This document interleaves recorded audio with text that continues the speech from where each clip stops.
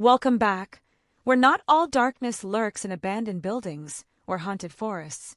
Sometimes the most chilling tales begin in broad daylight on ordinary streets with seemingly random acts of kindness.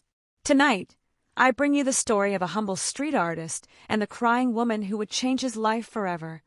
A reminder that when fortune seems to smile upon us too suddenly, we should question the price we might eventually pay. Marcus Chin had always lived on the margins of society. At 34, he'd spent nearly a decade selling his paintings on the streets of San Francisco after dropping out of a prestigious art school when his mother's cancer treatments drained their modest savings. His work showed extraordinary talent, hauntingly beautiful landscapes and portraits that seemed to capture something beyond the physical appearance of his subjects. Critics who occasionally noticed his sidewalk displays called his style transcendental realism, art that somehow revealed the soul beneath the surface.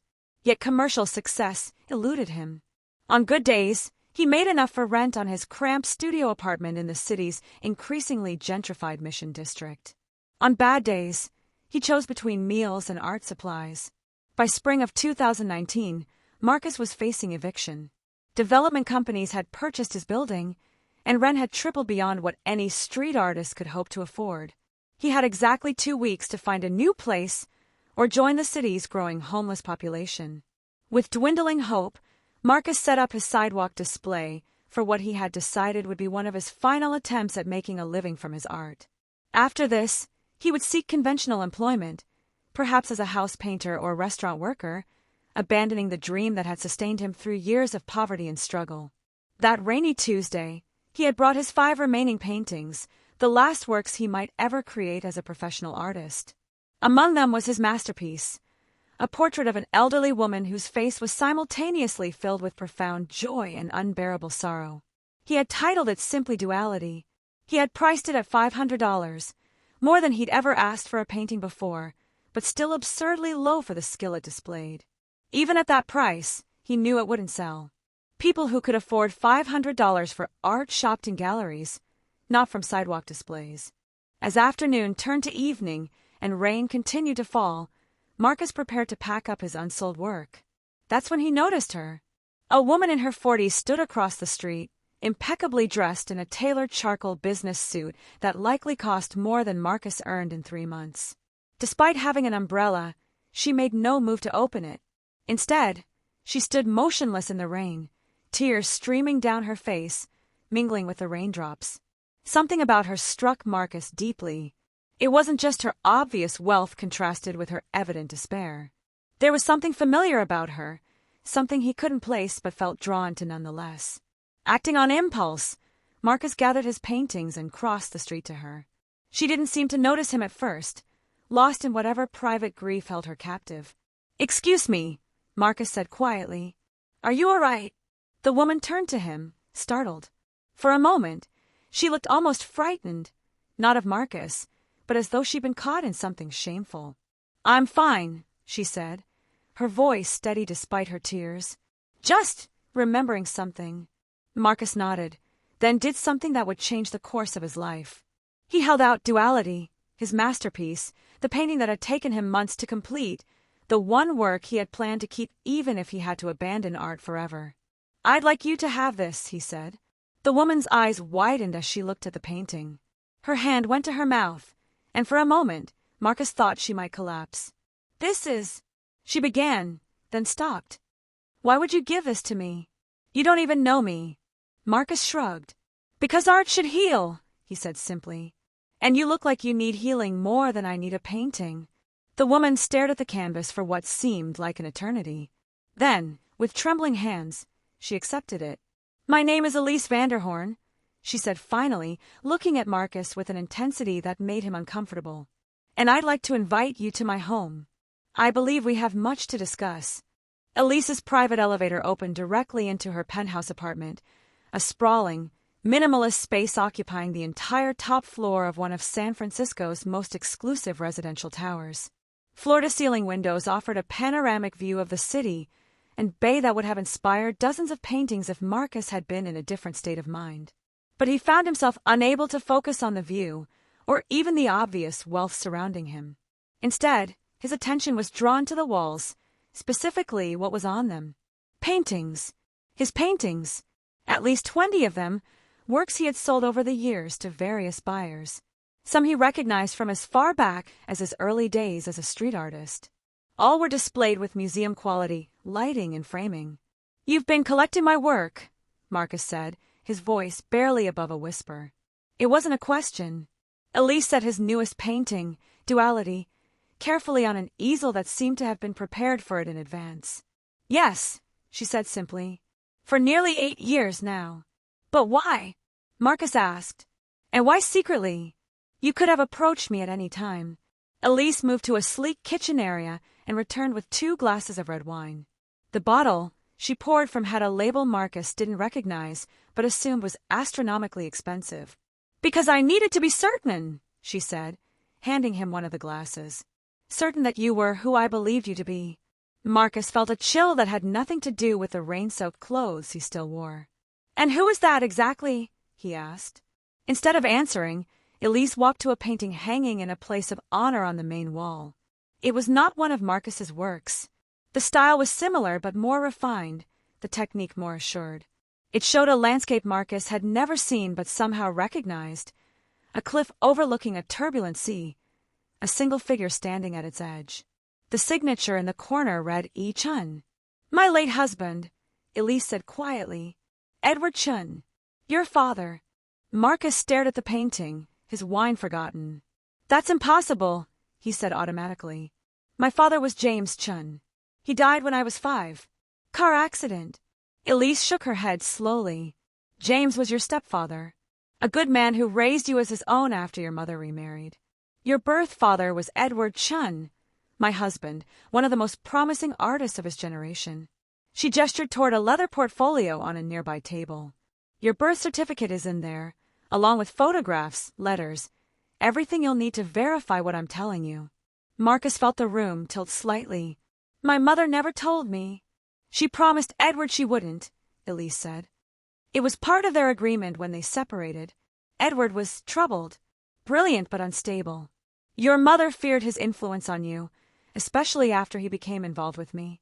Marcus sank onto a nearby sofa, trying to process this information.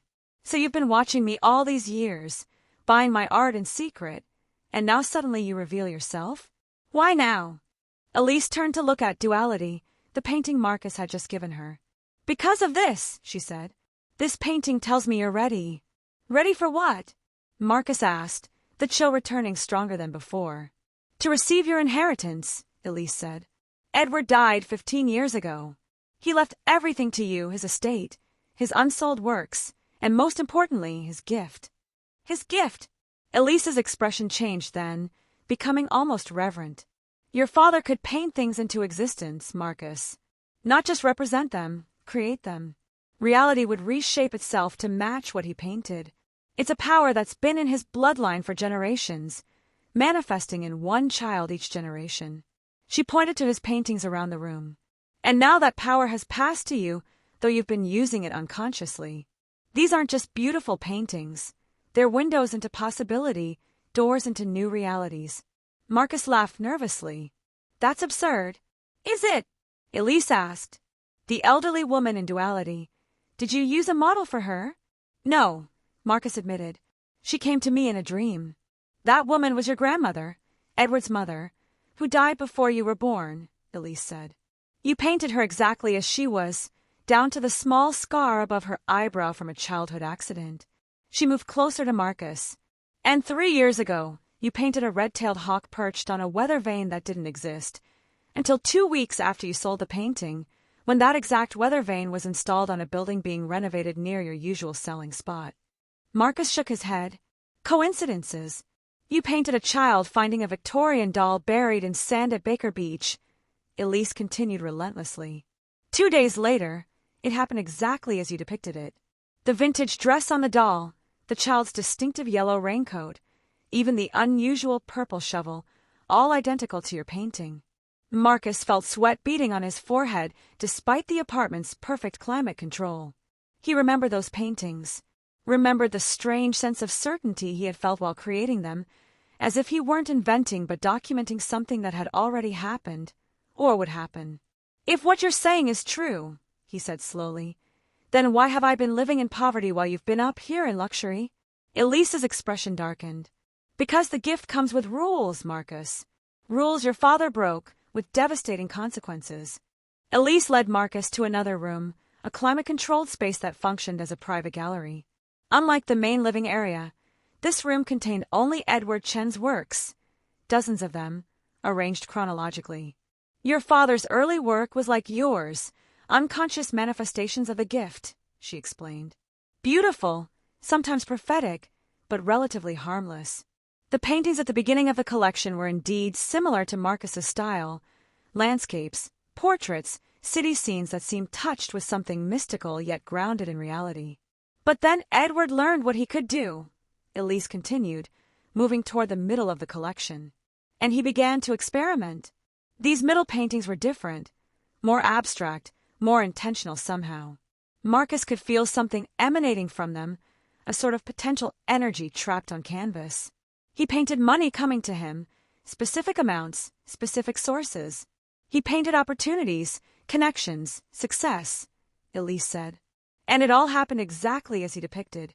Within 3 years, he went from selling on sidewalks like you to being represented by the most prestigious galleries in the world. She turned to Marcus with sorrow in her eyes. I was one of his manifestations. He painted me falling in love with him before we'd ever met.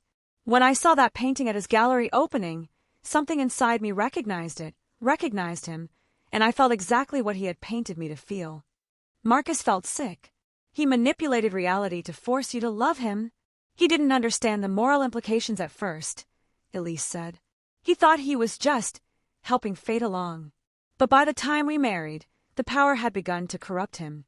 He painted darker things, competitors failing, critics recanting negative reviews, even people who had wronged him suffering specific misfortunes. She led Marcus to the final section of the gallery, paintings that made him physically recoil. Dark, twisted images that seemed to writhe on their canvases even though they were perfectly still. Scenes of power, of vengeance, of reality itself warping to accommodate one man's increasing megalomania. The gift has a price, Elise said quietly. The more you use it to bend reality intentionally, the more it bends you in return. Your father became obsessed, paranoid. He began to paint obsessively, trying to reshape the entire world according to his vision. She stopped before a covered canvas at the end of the row. Until he painted this. She pulled back the cloth to reveal a self-portrait of Edward Chen, but not as he had been in life.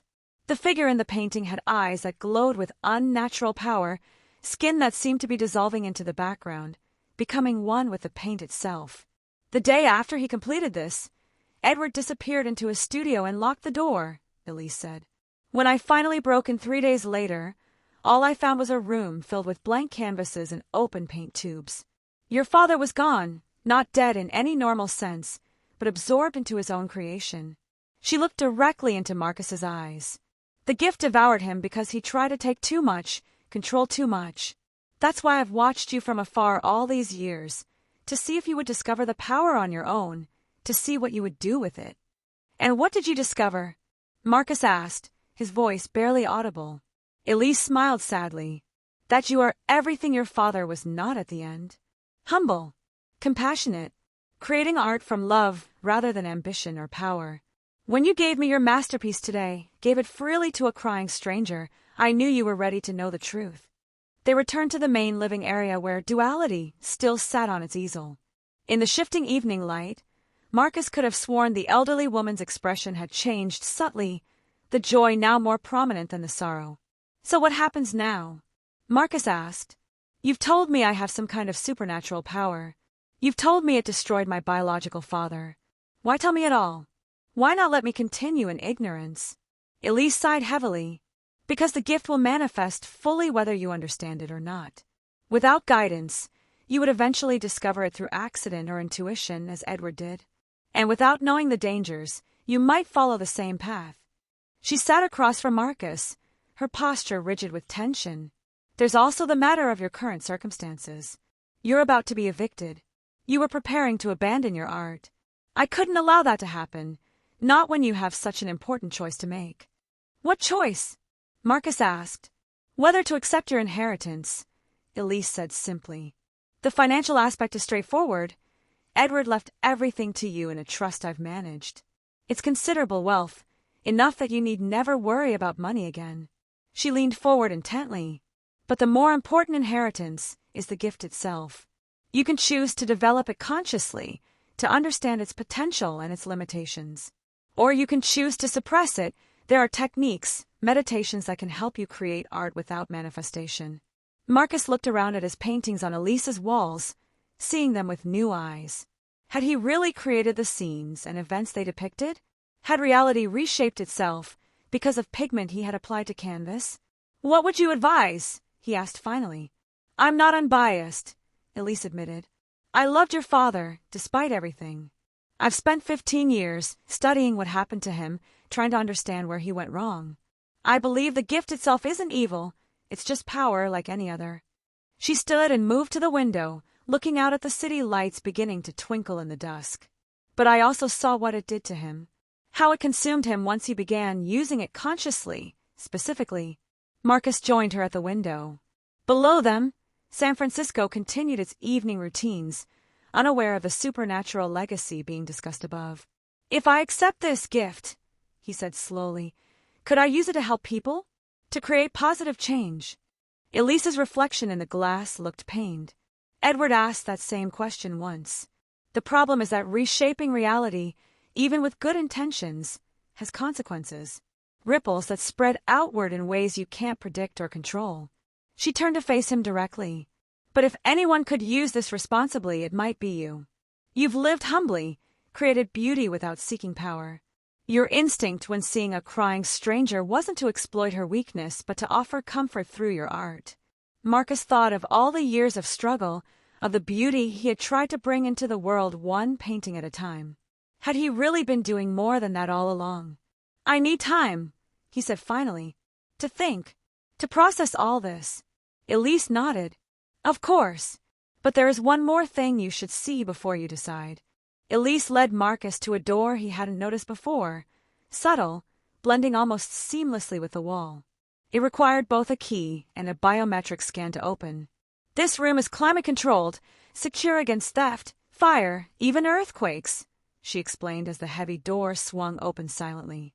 Inside was a space unlike the rest of the penthouse, warm, almost cluttered, with rich colors and eclectic furnishings. It felt lived in, personal in a way the minimalist luxury of the main apartment did not. But what caught Marcus's breath was the painting hanging on the far wall. It was enormous, at least 6 feet tall by 8 feet wide. It showed a studio space flooded with natural light, where a man who looked remarkably like an older version of Marcus stood before an easel.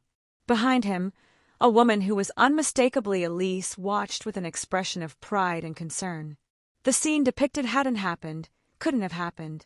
Yet it was rendered with the same, transcendental realism that characterized both Edward's and Marcus's work. "Edward's final complete painting," Elise said quietly. "Completed the week before he disappeared." Marcus approached it slowly, drawn by something he couldn't name. "He painted me? As an adult? With you?" Elise nodded. "He painted the future. Your future." In his final days, as the gift was consuming him, he had a moment of clarity, or perhaps remorse. "He painted you coming into your inheritance, me explaining everything to you. He painted us working together to understand the gift properly." She touched the canvas reverently.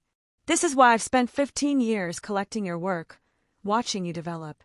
Edward foresaw this moment, foresaw that you would need guidance that he never had. He created this future for you, for us, as his final act before the power overwhelmed him." Marcus stared at the painting, noticing details he had missed at first glance. The date on a newspaper visible in one corner, May 19th, 2025, today's date. The exact outfit he was currently wearing. Even the rain dampness still visible on his shoes. "So I have no choice at all," he said, a bitter edge to his voice. This was all predetermined. By him. Elise shook her head firmly. "No. The gift doesn't work that way. It creates possibilities, not certainties. Edward painted a potential future, one possibility among many. The fact that it's coming to pass means you've been making choices all along that lead toward this outcome."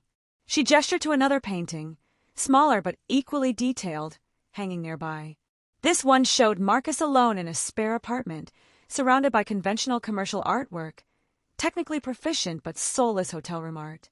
His expression in this alternate vision was vacant, defeated. He painted this possibility too, Elise said. You choosing to suppress the gift, to turn away from your true potential. Living comfortably but empty. Marcus looked between the two paintings, two possible futures, both rendered by a father he had never known. There's one more, Elise said reluctantly, directing his attention to a third painting, this one partially covered by a cloth. She hesitated, then pulled the cloth away to reveal a disturbing echo of Edward's final self-portrait.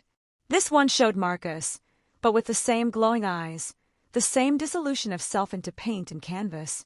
If you embrace the gift too fully, too quickly, without understanding its limits and costs, Elise said, Edward feared you might follow him into whatever he became. Marcus stood silent for a long moment, absorbing these three possible futures laid out before him. Then he turned to Elise with new resolution in his eyes. I want to understand it, he said. Not to control reality or reshape it to my will, but to understand what I've been doing unconsciously all these years. To make sure I never cause harm through ignorance. He looked back at the first painting, the one showing him and Elise working together in harmony. And I think I need your help to do that safely. For the first time since they'd met, Elise truly smiled, the same smile Marcus had seen in Edward's painting of their future. Then let's begin, she said, extending her hand to him. You have much to learn about what you really are and what you might become. Marcus took her hand, sealing a partnership that had been painted into possibility 15 years earlier. As their hands touched, neither noticed the subtle shift in the room around them, reality itself adjusting to accommodate what had been foretold. In the main gallery beyond the secure room, duality, the painting Marcus had given to a crying stranger just hours earlier, changed subtly. The elderly woman's expression shifted again, joy now completely overtaking sorrow, as if witnessing the completion of a journey long in the making. And somewhere between dimensions, in a place that was neither fully real nor merely imagined, Edward Chen watched his son take the first steps on a path he himself had failed to navigate, a path of power balanced with compassion, of creation without corruption. Whether Marcus would succeed where his father had failed remained unwritten, unpainted, the one canvas still blank, waiting for his own hand to determine what it would contain.